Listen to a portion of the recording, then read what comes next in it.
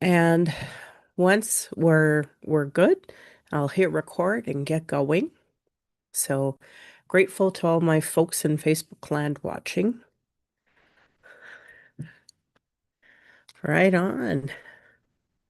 Turn this off. Looks looks like we got it going in YouTube. So I'm getting feedback in my own ears.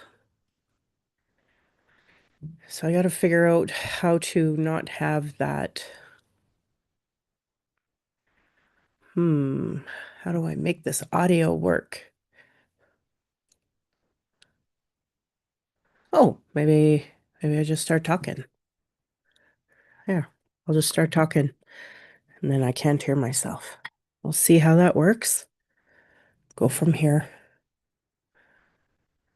because I have my mic. That's what works. We're gonna hit record. Thanks, folks, for doing this with me. This is literally my first time ever trying to go live on Facebook and YouTube while recording my podcast. So here we go. Recording.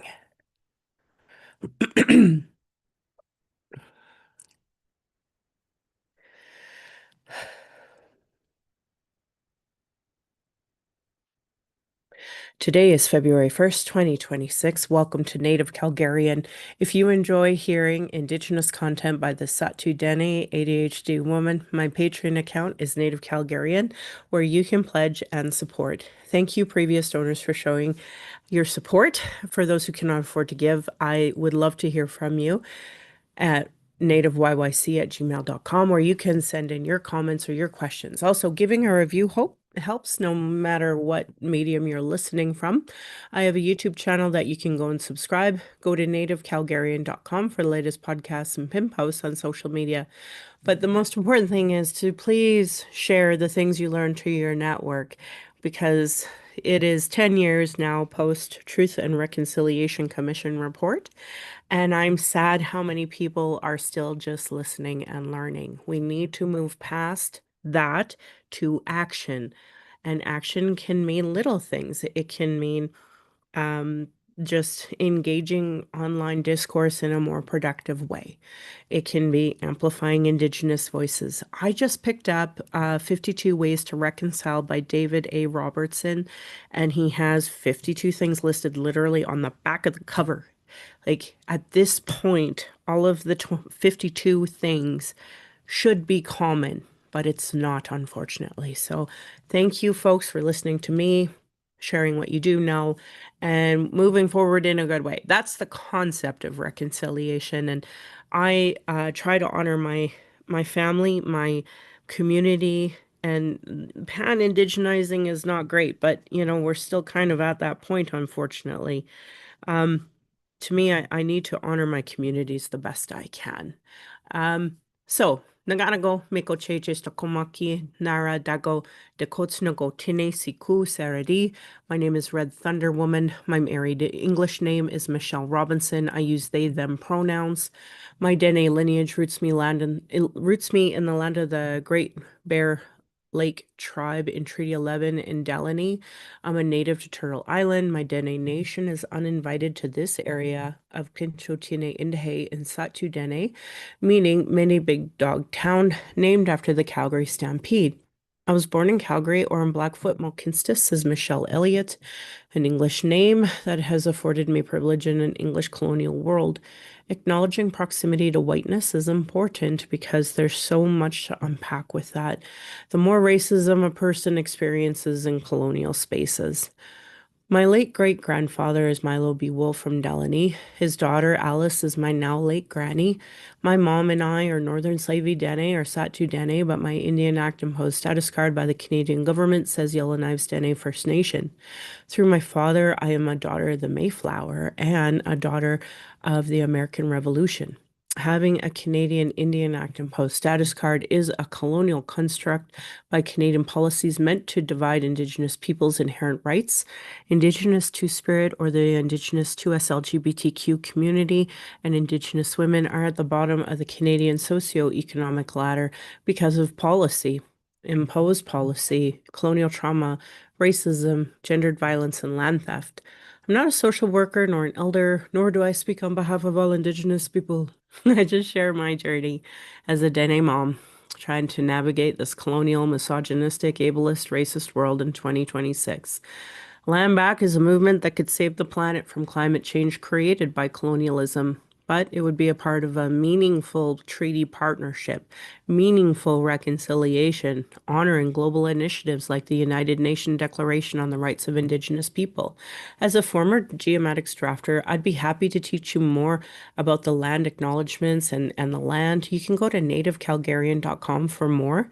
I think of all of this today and hope that we collectively, as many Indigenous lives have been lost for the British Westminster colonial system in Canada, I hope you see a role in the importance of stopping harm and as a citizen see a role in reconciliation and as a treaty partnership.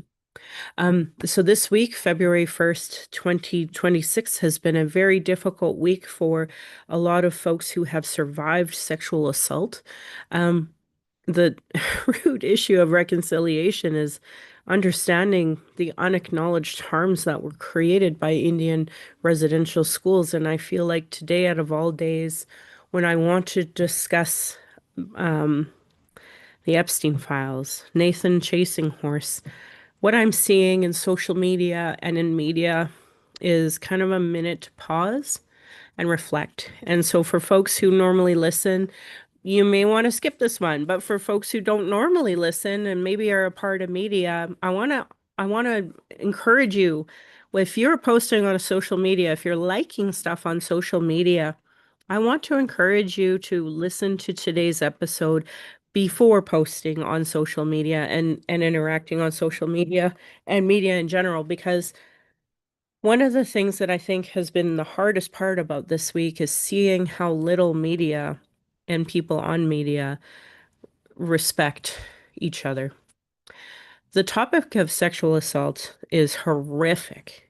And I'm seeing images in the last, 3 days that have been very hard for me, on top of trying to manage the trial of Nathan Chasing Horse and, knowing it's the 10-year anniversary of the Truth and Reconciliation Commission report. And we have Indian residential school denialism, a conversation about separatism without the root understanding of treaty. So I thought I would pull out my TRC volumes and just read to people something that we need to kind of sit and reflect on a little more, and that's media and reconciliation. So, volumes of Truth and Reconciliation Commission report. This is volume 6. And if you have your book, it's chapter 6, and it's starting here on page 193. And so, one of the criticisms that I have gotten from folks who really are just looking for an excuse to continue to be racist is that these aren't publicly available. Now, I have personally witnessed TikTok content creators that are settlers reading out the calls to action, but they're not reading out the full context. So, I'm just going to start reading. And if you join me, thank you. And I'd love to hear your reflections. Media and reconciliation. Since Confederation, as historian Mark Anderson and Carmen Robertson point out, colonialism has always thrived in Canada's press, and Canadian newspapers as well as radio and television have over time played an integral role in shaping the nation's colonial story. The mainstream press has reinforced and been supportive of the thinking that underwrote and gave rise to sometimes coerced treaties and residential schools. The Commission acknowledges that many media outlets and individual journalists have provided news coverage that includes Aboriginal people's perspectives in a wide range of issues, yet more must be done. Again, this is 10 years later, folks. In many countries where violence and injustice has occurred on a large scale, the media has had the potential to either fuel conflict or facilitate conflict resolution and peace building. The media played a critical role in educating the public and through public scrutiny can hold the state accountable for its actions. And in the Canadian context, the media can shape the public memory and influence societal attitudes towards reconciliation. In their analysis of media coverage of residential schools and the activities of the TRC at the Quebec National event, scholars Rosemary Nagy and Elamy Gillespie found that most of the media stories about truth and reconciliation were narrowly framed as focused on individual survivor stories of abuse, forgiveness, and healing. Stories presented by local Mohawk people that frame truth and reconciliation more expansively to include the need for societal change and concrete action on treaties, land rights, and gender equity received far less attention. Well, isn't that friggin' 10 years later still the truth? The commission believes that in the upcoming years, media outlets and journalists will greatly influence whether or not reconciliation ultimately transforms the relationship between Aboriginal and non-Aboriginal peoples. To ensure the colonial press truly becomes a thing of the past with 21st century Canada, the media must engage in its own acts of reconciliation with Aboriginal peoples. The media has a role to play in ensuring that public information, both for and about Aboriginal people, reflect the cultural diversity and provides fair and non-discriminatory reporting on Aboriginal issues.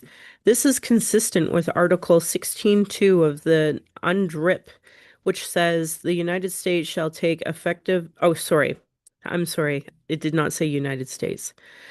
It says states that take effective measures to ensure that state-owned media duly reflect Indigenous cultural diversity. Canada's Broadcast Act of 91 sets out national broadcast policy for all Canadian broadcasters with regards to Aboriginal peoples. The policy states the need to, through its programming and employment opportunities arising out of operations, serve the needs and interests and reflect circumstances and aspirations of Canadian women, men, and children, including equal rights, the linguistic duality, and multicultural and multiracial nature of Canada's society, and the special place of Aboriginal peoples within that society. The Act then states a more controversial obligation that programming that reflects the Aboriginal cultures of Canada should be provided within the Canadian broadcasting system as resources become available for the purpose. A submission to the Federal Task Force on Aboriginal Languages and Cultures in 2004 pointed out deficiencies in the Broadcasting Act related to the service provisions for Aboriginal peoples. The Act did not enshrine Aboriginal language broadcasting as a priority. Instead, it noted that means that Aboriginal language programming is not recognized nor protected in the same extent as English and French programming, and that the phrase, as resources become available for the purpose, has become a stumbling block for many producers and programmers, linking the availability of Aboriginal language broadcasting to the political process. The report recommended that the Broadcasting Act be revised to address these gaps. As of 2014, these provisions in the Act still remained unchanged. As Canada's national public broadcaster, the Canadian Broadcasting Corporation, the CBC and Radio Canada, is responsible for fulfilling national broadcasting policies. For many years, it has been provided a minimum level of Aboriginal radio and television programming and news in a few specific regions, including some Aboriginal language programming, especially in Northern Canada. In the Commission's view, the budget cuts to the CBC over the past decade have significantly reduced and further limited its capacity to provide Aboriginal programming and dedicated news coverage of Aboriginal issues, and to increase the number of Aboriginal people in staff and leadership positions. As of March 31st, 2014, Aboriginal people make up 1.6% of the CBC workforce, well below the demographic makeup of Aboriginal people, who represent 4.3% of the total Canadian population. The Aboriginal Peoples Television Network, APTN, an independent nonprofit broadcaster, in part to make up for the programming and scheduling limitations of CBC Radio Canada, has been taken a leadership role since the 1990s in providing nationwide programming and news in reflecting Aboriginal people's perspectives, concerns, and experiences. The APTN has provided an outlet for Aboriginal journalists, producers, writers, artists, and musicians, and it attracts a wide Aboriginal and non-Aboriginal Canadian and international audience. As of 2014, over 75% of APTN's employees were Aboriginal, and 28% of its programming was broadcast in various Aboriginal languages. In the Commission's views, the APTN is well positioned to provide media leadership in support of the reconciliation process. National, public, and private broadcasters must provide comprehensive and timely information and services to Aboriginal people and the Canadian public. All right, I'm not reading now. I'm just kind of giving a quick opinion. One of the podcasts I listen to regularly is APTN in Focus. And unfortunately, there was a man who passed away recently, and they did this amazing hour talking about his legacy, talking about the founder of APTN and how that had changed. So everything they're talking about APTN here, I was driving over to Lethbridge and I was pretty like emotional just hearing about the legacy of this man, knowing if it wasn't for him, I would not be talking to you right now and you would not be hearing my voice right now. So I'm sick. I'm feeling a little emotional just talking about that. But I think it's really important to bring all of this up right now because in this moment of Indian residential school denialism, I do not like giving it any time whatsoever. But the way I'm seeing non-Indigenous cover it makes me wonder if they've ever read any of this. And I was triggered one other time because on my TikToks, I tried to do like itty bitty minute conversations with folks of education. And one of the things I talk about is the importance of watching APTN. And there were people who had never heard of APTN, which makes me know, like, I know they've never read the TRC then, because we talk about APTN all the time in our community. So I'm just bringing that up because, here I've just read a couple of pages in, and already you can see the gaps that have happened within the 10 years. Now, let's move this forward in a good way too. This is written in that time before we had made that switch from Aboriginal peoples to Indigenous peoples. And so this is still written in that wording, and APTN has never changed their name from Aboriginal Peoples Television Network. And a lot of natives that I know really struggle with this crap, really. First we're called Squaw, then we're called natives, then we're called, well, no, first we were called Squaws and Indians, and then we were called natives, and then Aboriginals, and now Indigenous, and they're tired of the name changes. And so my hope is people who are listening understand, like, I get annoyed when my people who claim to be my friends, people who have claimed to know me, still call me First Nation instead of Dene. And in fact, to add more insult to injury, somebody just called me Métis, again, showing their lack of Indigenous education that they've put, very close to zero effort towards when it comes to this conversation in the last 10 years. So, I'm just reflecting a little bit on what I just read, and I hope you have reflections. Do not hesitate to message me with any of your reflections. I'd love to hear them. I'm going to continue reading. These are the actual calls to action for folks who haven't heard them. Call to Action 84. We call upon the federal governments to restore and increase funding to the CBC Radio Canada and to enable Canada's national public broadcaster to support reconciliation and be properly reflective of the diverse cultures, languages, and perspectives of Aboriginal peoples, including, but not limited to. And before I start reading these subsections, today I was just reading, it's the Conservative Party of Canada's policy meetings and their biennial here in Calgary. And my understanding is that they just passed a policy to cut the funding to CBC.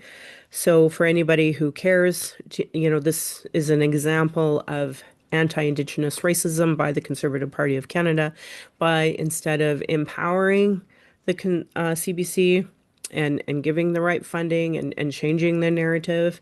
And I would also say in the last 10 years, with this massive increase of right-wing media who are completely non-compliant in any capacity with the Truth and Reconciliation Commission report and have zero intention of ever becoming compliant, that's why I think you're seeing racists more attracted to the right-wing media, because all the things I'm talking about is like the opposite of everything they want to do.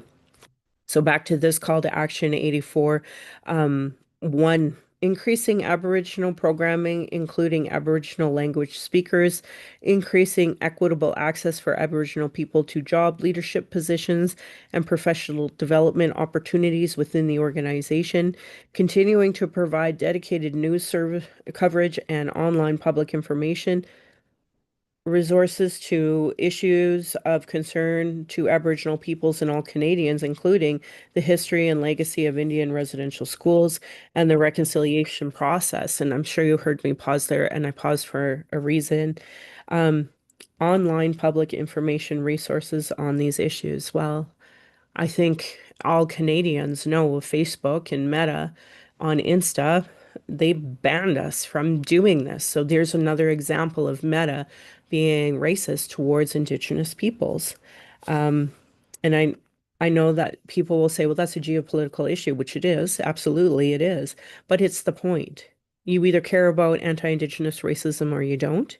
So you're not giving the right information. Now, on my last episode, I talked a lot about algorithms and how these tech bras are working so hard on the algorithms to make sure my voice is silenced. Like, I get almost zero views in my Twitter, Facebook, Meta in general. Threads, for some reason, is doing better, and I don't really understand that, but I don't really care. But that bigger picture is that, Indigenous voices are already suppressed, women's voices are suppressed, folks with ADHD suppressed, suppressed, suppressed. So the tech bras showing their anti-Indigenous racism. And that's why I paused there. But it's also a call out to all of the new podcasters and political commentators who don't work for a CBC, who don't work for an APTN. This is your call to action too. What are you doing? Because like I know people will follow me and I hesitate because the first thing they do, frickin' gaslight. Anyway, these are my opinions alongside reading this, and I apologize to folks who only want to hear it reading. But call to action 85. We call upon the Aboriginal Peoples Television Network, an independent nonprofit broadcaster with programming by and for and about Aboriginal peoples, to support reconciliation, including but not limited to continuing to provide leadership and programming and culture and organizational culture that reflects the diverse cultures, language, and perspectives of Aboriginal peoples, and continuing to develop media initiatives that inform and educate Canadian public and connect Aboriginal and non-Aboriginal Canadians. Now, I I think they're doing fantastic, but again, I'd love to hear from folks on that. Now, education. Oh my God. Educating journalists for reconciliation. In a submission to the Royal Commission on Aboriginal Peoples, RCAP, in 1993, which was published in 1996, but this was the submission at that time. The Canadian Association of Journalists noted the country's large newspapers, TVs, and radio news shows often contain misinformation, sweeping generalizations, and galling stereotypes about natives and native affairs. The result is that most Canadians have little real knowledge of the country's native people or that the issues that affect them. In the 1996, the RCAP report noted public opinion polls in the past few years have consistently shown broad sympathy for Aboriginal issues and concerns, but that support is not very deep. More recent events have brought a hardening attitude towards Aboriginal issues in many parts of the country. This growing hostility can be traced in a large part to negative publicity over land claims, Aboriginal hunting, fishing rights, and issues of taxation. And here it is in 2026, and it's the same goddamn thing 30 years later, isn't it? Anyway, just going to continue reading. The most recent studies indicate that the historical pattern persists. Media coverage of Aboriginal issues remains problematic. Social media and online commentary are often inflammatory and racist in nature. I need to read this for no other reason than to feel a little validation for what I see. I find when I open up my social media, when I hear the news, it's like somebody's taking a knife and trying to stab us. So, and it's 2026. Anyway, in August of 2013, the Journalists for Human Rights conducted a study of media coverage of Aboriginal issues in Ontario from June 1st of 2010 to May 31st of 2013. The study found that 1. The Aboriginal population is widely underrepresented in mainstream media. 2. When Aboriginal people choose to protest or make noise, the number of stories focused on the community increases. And 3. As coverage related to the protests and talks between Aboriginal people and the government become more frequent, the proportion of stories with a negative tone correspondingly increase. And I have to say this because right now, with this conversation of separation, seeing the lack of conversation of an Indigenous perspective has been very upsetting to me personally. Hearing non-Indigenous purport myths and lies. And then, of course, we have a lot of Indigenous people who just don't know better. I would argue a lot of Indigenous people have never read the TRC themselves because they live it and they're living in survival mode because we haven't done the policy changes to correct that so that people can have meaningful reclamation of their identity. But I'm going off anyway. On page 197, media coverage of Indian residential schools was low. From June 1st to 2011 to May 31st to 2012, media coverage of Aboriginal issues in Ontario accounted for only 0.23% of all news stories, and of those, only 3% focused on residential schools. From June 1st of 2012 to May 31st of 2013, news stories on Aboriginal issues amounted to 0.46% of all news stories, and of these, 3% focused on deaths in Indian residential schools. The report included, actually, let's just stop there. If you think now, today, the amount of people that refuse to read about the deaths in the Indian residential schools through the TRC report, it to me that's a stab. It's like a racial stab. It's a battle scar, and I want to honor my ancestors. So I wish that people who legitimately claim to be a freaking ally would stomp out these conversations when it comes to Indian residential school denialism, because they're not informed. They're not reading the TRC. They're not coming from a place of education. They're never coming in good faith, because they have a colonialist point of view and racism to continue their point of view. So I'm saying to my allies who listen to the show, thank you for listening. This is what I'm talking about. Like, some news organizations have turned off their comments, but a lot haven't, and especially the ones owned by the military industrial complex through the American Broadcasting Services. So we need, as a collective, to either decide how we're going to approach the CTVs, the National Post, the Post media that is all coming from the Americans, and challenge this, because these myths are bots. They're coming from the States. They're bought for. We've seen that interference. So to me, I wish we would start seeing this foreign interference as the part of the root racism issue when it comes to Indian residential school denialism. Okay, I'm going to continue reading now. The report includes expert opinions on its findings, including those of CBC journalist Duncan McHugh, who observed that editorial opinions are often rooted in century-old stereotypes rather than reality. He pointed out, yes, protests often meet the test of whether a story is newsworthy because they are unusual, dramatic, and involve conflict. Yes.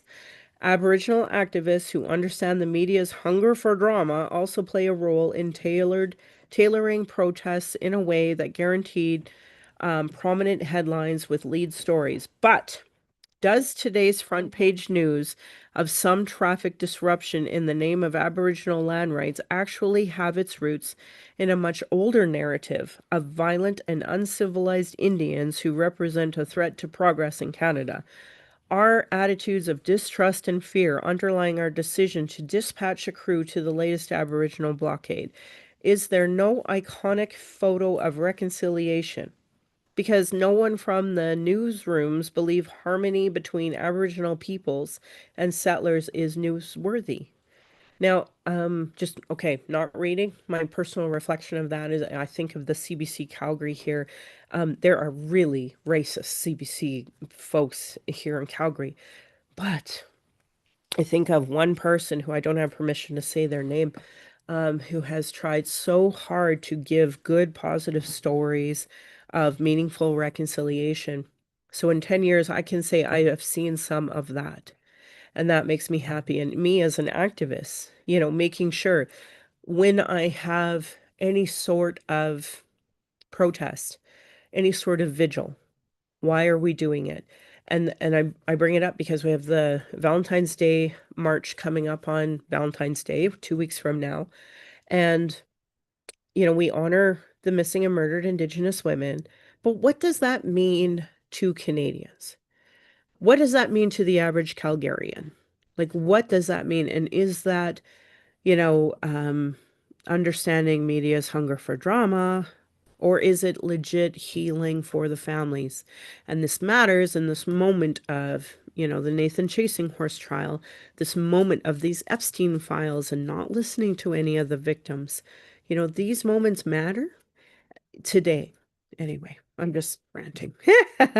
Historian R.J. Miller has observed that when conflicts between Aboriginal peoples and the state occur in places like Oka or Ipperwash Park, for example, politicians, journalists, and ordinary citizens understood either how or why the crisis of the moment has arisen, much less how it is deep historical roots made resistant to solutions.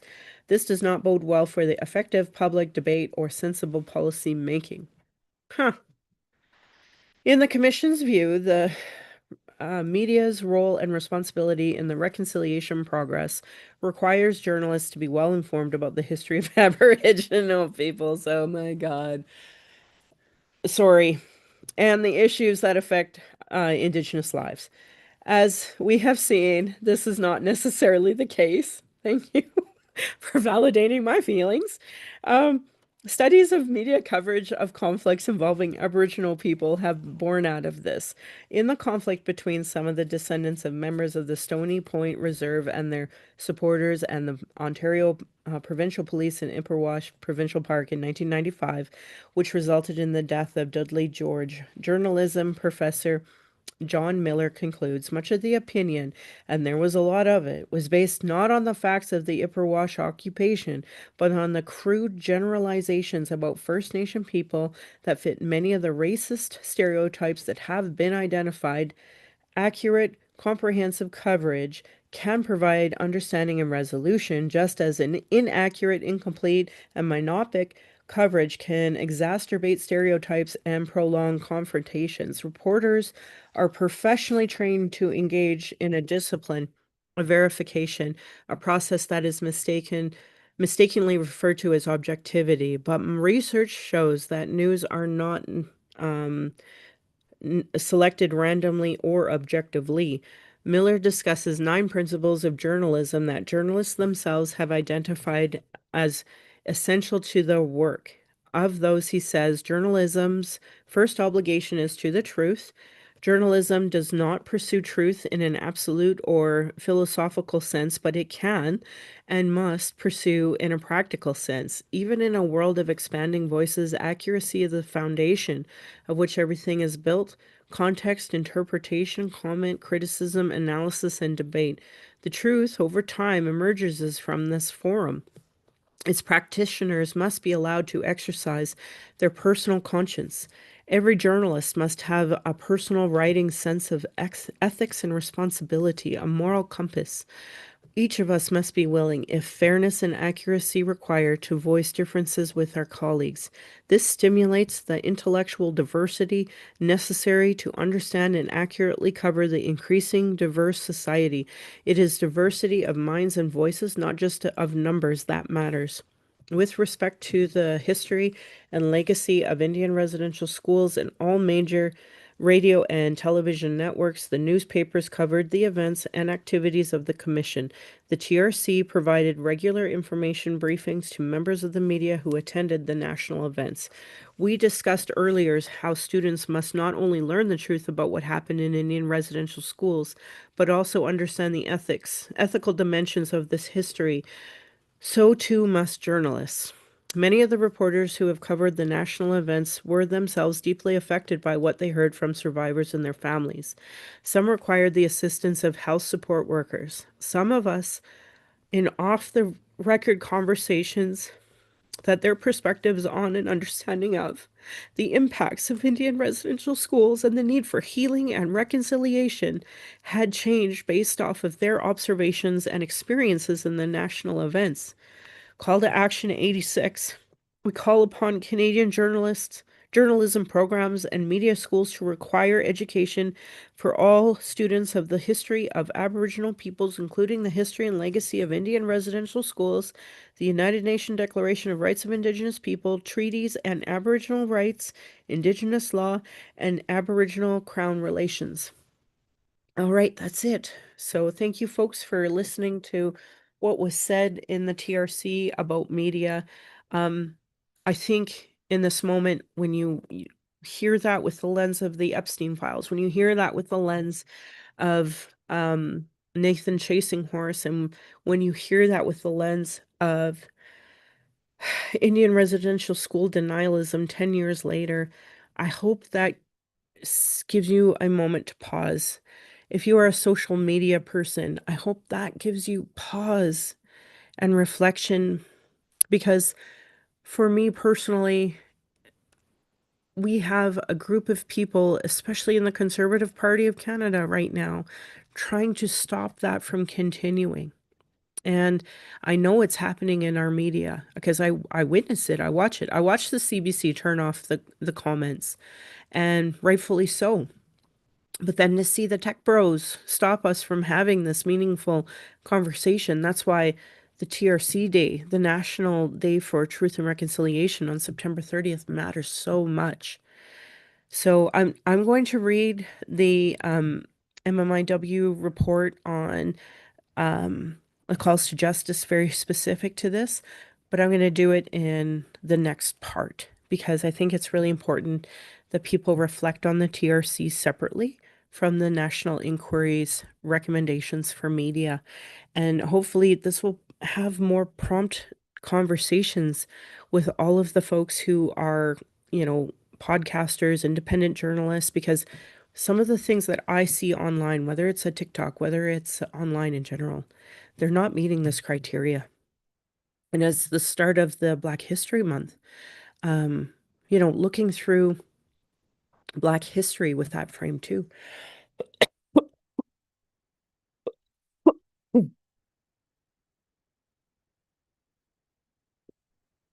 I know TRC Call to Action 57 is anti-racism training and Indigenous education. And I want to see that reflected everywhere. And when I see the Conservative Party of Canada put forward a policy that they say eliminates the need for DEI, that just shows their commitment to racism and anti-Indigenous sentiment against the TRC Call to 57. And if Canadians begin voting for that, which they've proven they're not, this is the problem the Conservative Party needs to address if they want to be relevant in the next election, because folks like me are going to hold them account. And to the Indigenous who follow the Conservatives, they better start holding them to account as well on the social medias, in their journalism. And the non-Indigenous journalists better start holding the Conservative Party to account. The problem is they're not educated on it. Oy, legacy media. Anyway, those are my opinions and thoughts for this episode. Thank you for joining me. If you go to my link tree, Walter White Bear McDonald has a GoFundMe. We want to help him and so many others. I want to hear about your Black History Month teachings that you learned. I haven't heard too many folks, but we have Walls Down Collective here in Calgary, and they're putting out a whole series of things for this month as well. I mean, you better be following them all year. And helping our two local activists that I've talked about endlessly in my podcast, Adora Nufor and Taylor McNally, because they are the prominent voices that we have. We also have Black Pride YYC. So make sure you're following all the diverse organizations without through my city, your city, and be learning, be open to that, because you are fulfilling TRC 57 by doing that as well. And for folks like me who are Native, and I have white and Native, it is our duty to do to do anti-Black training all the time, because even me, even someone who thinks they're progressive, I A, make mistakes, B, continually learn, and C, I need to be proud about what I know and what I don't know. So, for example, there's a wonderful comedian up in Fort McMurray, and he he's going on tour here in Alberta. Please buy his tickets, go see him. He's funny. He's Nigerian. And one of the things he talks about is that there's no Black people up in Fort McMurray. And I know that's not true. And I never knew how to talk about it because my grade one teacher, Miss Thompson, was indeed Black. And I looked her up, and she has since passed away here in Calgary, but she went on and got her doctorate and became a prominent Black voice here in Alberta. So, it's important that we speak out and talk about the importance of, not just a cowboy who, you know, was a prominent cowboy, but bigger, bigger. There's so many wonderful people in this world to celebrate, and so much diversity to learn from all of the different diaspora that are coming from Africa, or unfortunately have the legacy of slavery. So please, folks, want to hear more about that? I want to hear your reflections about the TRC media content. And the next episode is going to be on the MMIW National Inquiry Report, because we have Valentine's Day marches all across the country, but we also need to talk about Indian residential school denialism, Nathan Chasing Horse, and Epstein files with respect, because this is a triggering time for anyone who has ever been a sexual assault survivor. And I respectfully want to use my small, tiny platform in the best way I can. So thanks, folks, for listening. Mossy Cho to my ancestors, to my granny, my mom, of what strength looks like through your example. I want to thank my dad for teaching me to be strong and blunt, my stepmom for showing me a proud culture through her Austrian family, my husband, Darcy. He has produced, edited the show. He's been my husband, childhood friend, father of our child, and support on this journey of life, witnessing decades of racism, sexism, and now we're understanding ableism in a different way. And to our child, we are so blessed that you chose us. Every single day, you give me daily accountability to be the best person I can be. And I hope that my daughter and my family will be proud of us discussing these issues every way we can. I honor the Blackfoot and the elders. They've been kind to me on my journey. Elder Red Crane taught me how to pronounce my spirit name in Blackfoot, and Leonard Kenny taught me how to pronounce it in Satu Dene. My humblest apologies to the elders and language keepers as I try to learn proper pronunciation in a system designed to not allow me to have that education. And my Patreon account is Native Calgarian. You can pledge and support. Thank you, previous donors, for showing your support. If you value listening or watching and can afford to give, thank you. To those who cannot afford to give, I'd love to hear from you at nativeyyc@gmail.com, where you can send in your comments or questions. I have a YouTube channel that you can go and subscribe. You can go to nativecalgarian.com for the latest podcasts and pin posts on social media. And the last thing I want to do is a little touch grass moment. And, I honor the legacy of Catherine O'Hara. Um, Watching Canada love her, I have yet to come across anybody saying anything negative about that woman. And watching, I did not understand the impact of positivity she had in my life. And I'm grateful to have cried the last few days thinking about her, knowing that she was a big part of my life. So, anyway, I'd love to hear about things that made you realize something about yourself over the last little while. And I always end with that side eye to the Calgary Rabbits. You're lucky I'm not your dish. And my beautiful cousin would say, or you'd be on my dish. Thanks, folks, for listening.